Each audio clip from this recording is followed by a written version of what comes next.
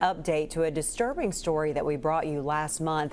Dozens of dogs are in recovery after being rescued from an Estill County home. Several animal rescues stepped in to help those dogs. New tonight, WKYT's Lexi Martin talked with two of the rescues who say most of the dogs are doing well.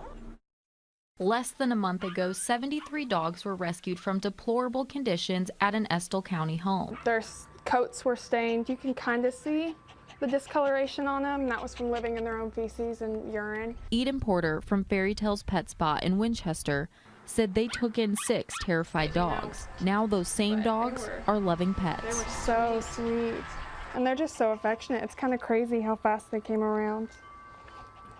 Anita Spreitzer with Paws for the Cause was part of the rescue. They kept 6 of the pups until they were fostered. Amazing that they survived and turned around and blossomed into these amazing dogs. One dog died the day of the rescue. Since then, Spreitzer says a few others were put down, a result of them being trapped at the home. There was a very high amount of pneumonia inside that building.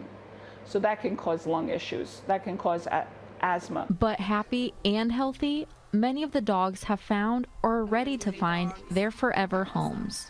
All of the dogs from the 73 dogs case have been adopted besides these 2. The 6 dogs Spreitzer received are currently being fostered. She says without fosters, she wouldn't be able to save dogs like these. The more fosters we have, the more lives we can save.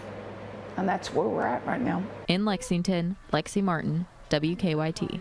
Well, Spreitzer tells us that a few of the dogs with Paws for the Cause may be ready to be adopted as soon as next week. The 2 dogs at Fairy Tales Pet Spa are ready to be adopted now.